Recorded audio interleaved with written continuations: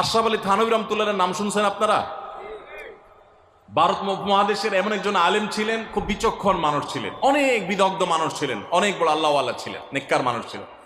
তো থানভী রহমাতুল্লাহর কাছে এক লোক এসে বলল, হুজুর, আমার বাসায় যখনই যাই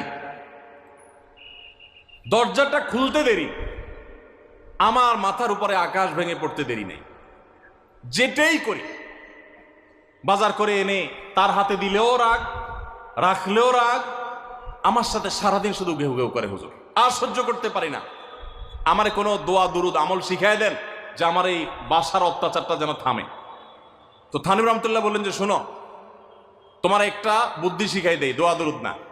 বুদ্ধি হলো, এখন থেকে বাসায় গিয়ে দরজা নক করবা, যে নক করার আগে 1 মিনিটের মোরাকাবা করবা। কি করবা? মোরাকাবা বুঝেন? ধ্যান, ধ্যান। এটা কল্পনার জগতে ডুবে যাবা 1 মিনিটের জন্য, জাস্ট 60 সেকেন্ড।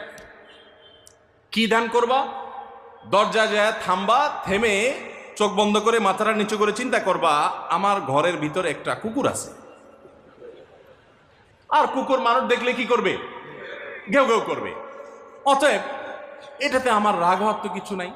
কুকুর কেন ঘেউ ঘেউ করছে এটা জিজ্ঞেস করার তার এক বোকামি। অতএব এটা আমি মাথায় কিছু নেব না, ইগনোর করব।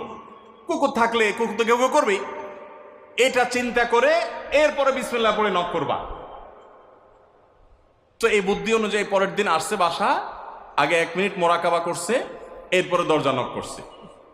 যথারীতি দরজা খোলার পরেই শুরু হয়ে গেছে যুদ্ধ, ইউক্রেন রাশিয়া, এখন ইসরায়েল ইরান। যুদ্ধ শুরু হয়ে যাওয়ার পর এই লোক অন্যান্য দিন সেও টুকটাক রিয়াকশন করে, হাতাহাতি, বকাবকি, দুই পক্ষ থেকে টুকটাক হামলা পাল্টা হামলা হইতো। কিন্তু আজকে সেই লোকটা আর হামলা টামলা তার করা দূরের কথা, উল্টা সে মিটমিট করে হাসতেছে এবং একটা পর্যায়ে আর নিয়ন্ত্রণ করতে না পারে ফিক করে হাসেই দিছে। এবার বউ চিন্তা করতেছে কাহিনী কি।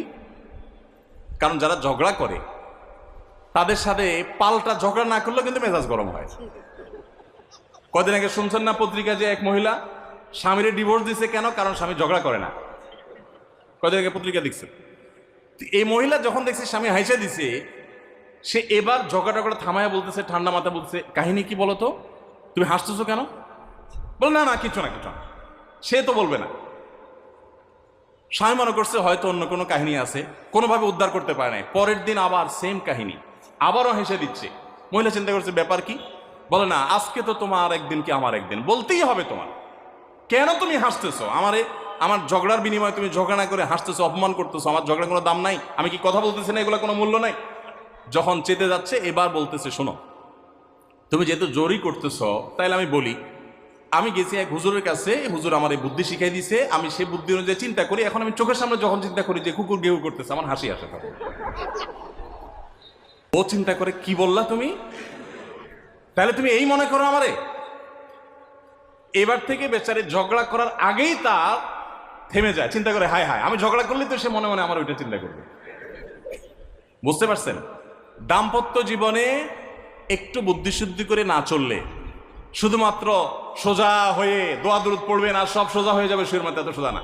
একটু বুদ্ধিশুদ্ধি খাটায় চলতে হয় এবং সবর করতে হয়। এই যে ভদ্রলোক যদি সবর না করতেন, তাহলে মারামারি কাটাকাটি করে কখনো সমাধান হয় না। স্বামী স্ত্রী উভয়কেই আমরা এই যে ঘটনা বলেছি, এই ঘটনার মাধ্যমে কাউকে ছোট করার উদ্দেশ্য না, জাস্ট বোঝানোর উদ্দেশ্য। এটা বিপরীত দিক থেকেও হতে পারে যে আমরা সবর করতে হবে দাম্পত্য জীবনে।